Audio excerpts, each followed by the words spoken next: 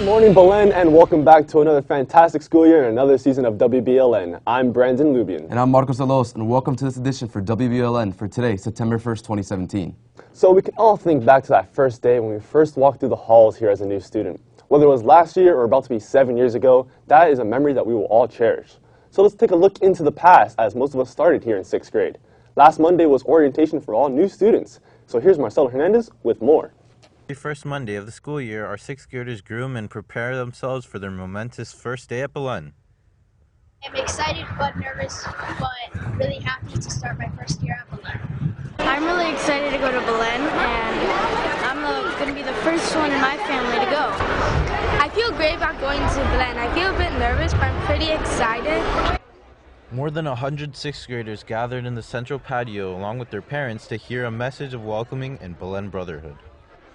With these friends, you will attend grade level activities every year, and you will come together in sporting events to come against some of the common opponents we have.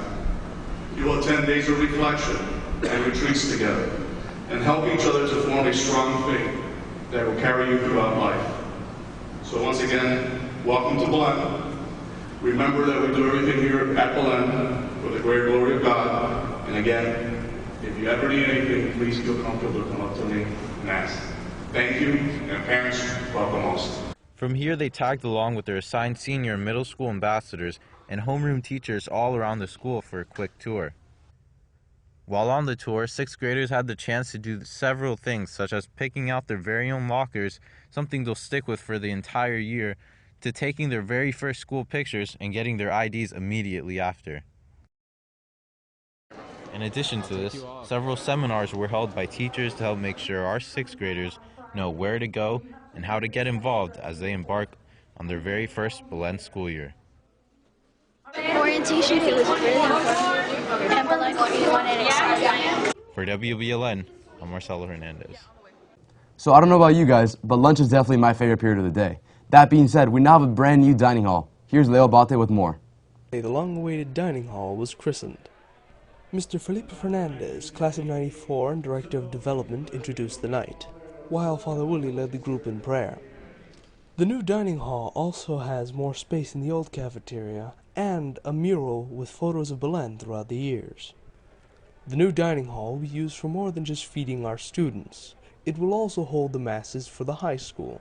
The students aren't the only ones rejoicing about the new dining hall.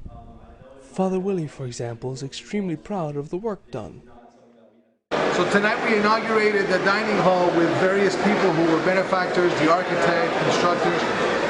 Very important for us to be able to finish this project, especially now at the beginning of the new academic year, because after spending a year eating in that tent, it's time for our school to be able to have a place where they come together to be able to eat. A space that's going to be used for many different things like mass and for meetings, a beautiful space that people are going to be proud to come in and be a part of. The mural that shows the history of the school, I mean, just the whole thing is very beautiful, and we're very proud of the work. This has been Leo Bate for WBLN. Juniors and seniors have the privilege to drive to school. Our own Christian De Los Santos took a closer look at our own student parking lot. Miami International Auto Show returning for the 47th year in a row. We decided to take a look at some of the show-worthy cars on display in our very own student parking lot. With a wide range of cars on display, let's take a look at some of the cars that stood out the most.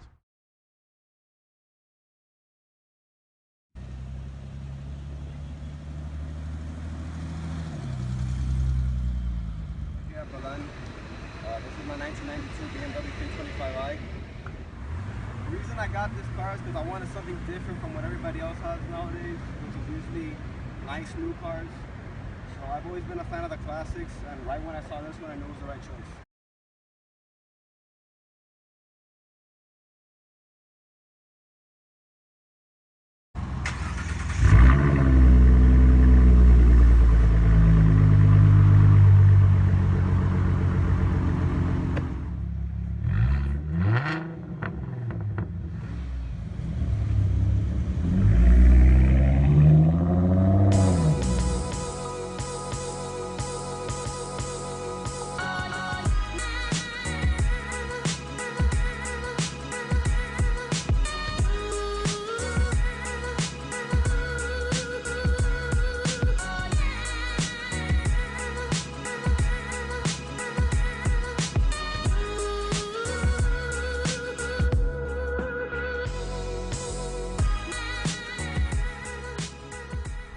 From WBLN, I'm Christian. Dramatic rescues taking place across southeast Texas as the deadly aftermath of Harvey continues to cause widespread devastation.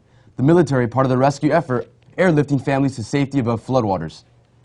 More help is on the way. 2 naval ships carrying nearly 700 Marines and even water purification systems poised to offer help to the state.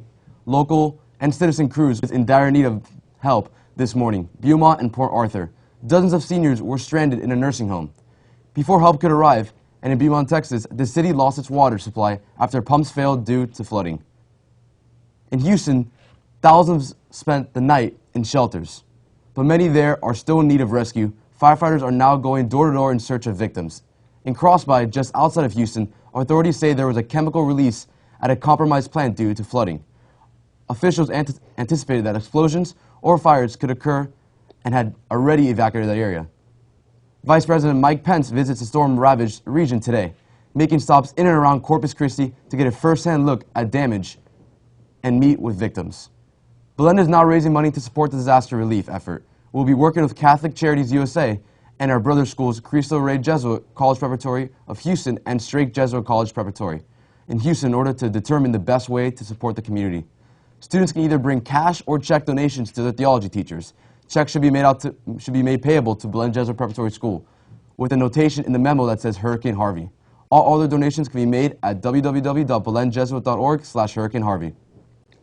U.S. and South Korean warplanes conducted a mock bombing drill over the Korean peninsula Thursday, 2 days after North Korea's missile flew over Japan. The U.S. Pacific Command says the flyover was a direct response to the North's intermediate-range ballistic missile launch. The mock bombing drill simulated a surgical strike of key enemy facilities. A South Korean Air Force official tells CNN it involved 4 U.S. fighter jets, 2 bombers, and 4 South Korean fighter jets. North Korea has been test-firing missiles at a rapid pace this year. State-run media released statements touting Tuesday's missile launch and promising future launches targeting the Pacific. Stay tuned for weather and sports after these messages.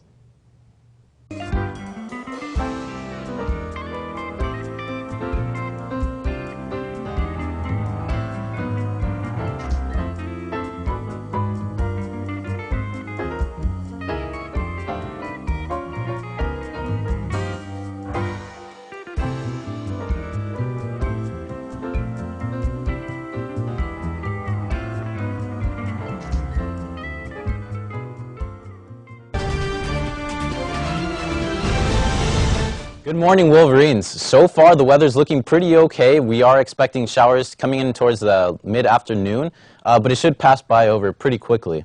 Moving on to the forecast for today. Looks like we're going to be having highs in the low 91 and lows of the low 80s. Relative humidity at 65% and some winds coming in at 8 miles per hour. Now on to the next 3 days.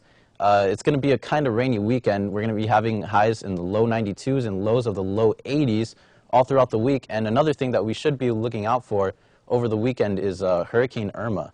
Currently is a Category 3 towards the Antilles and could possibly come towards Puerto Rico, but right now it's a little too early to tell where exactly it might be heading. Some say it might go a little north, but yeah. That is definitely something to watch out for, and I'm especially hoping we don't want another disaster here. To repeat the Houston situation, we had a good long streak going so far here in South Florida with no hurricanes, hoping to go through another year. Definitely. All right, guys, let's bounce on to sports.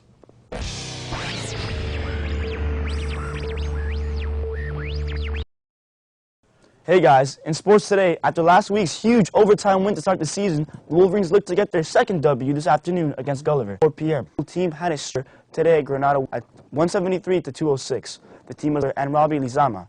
Great job today, team. Everyone enjoy the holiday weekend. Here are the results.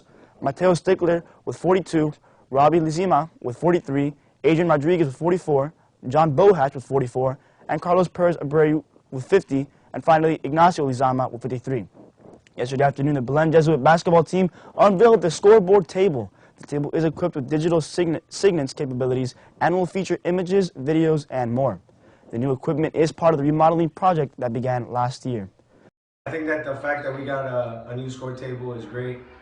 It's different. Nobody else in South Florida has one of these, and we've got 2 of them. And I think it's pretty great. Physical conditioning workouts for soccer for all varsity and junior varsity players are beginning this afternoon from 3:30 to 5 p.m. If interested, contact Coach Tanger Mendoza. Today, the junior varsity and varsity cross-country teams will participate in the Miami-Dade County Youth Fair. Competition begins at 4 p.m. and the varsity race starts at 5:30 p.m. The meet will be held at Larry and Penny Thompson Park in South Dade. Belen Jesuit has won more Miami-Dade County Youth Fair championships in the sports of cross-country than any other school in the history of the event. And now here's Mario Fernandez to tell us who to look for and the fantasy football update. These are some players you want to focus on to help you have a great fantasy season. The first player you want to look at is Eddie Lacy, who looked great before his injury last year, having 71 rushes for 360 yards and now on a run-first Seahawks offense. He will be seeing a lot of touches in the red zone, which means a lot of touchdowns. Guess who's back? That's right, Beast Mode is back behind a great offensive line who did an amazing job for Latavius Murray, who finished 13th amongst running backs last year. A more experienced Lynch should thrive behind this great offensive line. Quarterback to look at in late rounds is Carson Wentz. Last year, he finished his rookie season with 3,782 passing yards, the fourth most by a rookie in history with a poor receiving core. But this year, with Alshon Jeffrey and Torrey Smith, he is set to have a great year passing the football. Our last player is Keenan Allen, who went down with a season-ending ACL injury in Week 1 last year. He has looked great and healthy in the preseason and is still Phillip Rivers' favorite target in a great Chargers offense. Focus on these guys and good luck in Week 1 of your fantasy season. See us next week on the Fantasy Show. Back to you guys in the studio. Thank you, Mario. Since we're talking NFL, let's move over to the Dolphins. Last night was the Dolphins' final preseason game, and it was an electrifying one. A huge performance from wide receiver Jakeem Grant and quarterback David Fales saw the Dolphins put up big numbers on offense. With a 65-yard touchdown pass to Grant, the Dolphins increased their lead to 14-0, with the Vikings staying scoreless up until the second quarter. The Dolphins then just kept putting on more points from great passes by David Fales to receivers such as Marquise Gray, Drew Morgan, and Mitch Matthews, leading to an overall score of 30-9. The first game of the regular season for the Dolphins will be against the Buccaneers September 10th. That's all for sports, guys. Now back to you guys at the desk.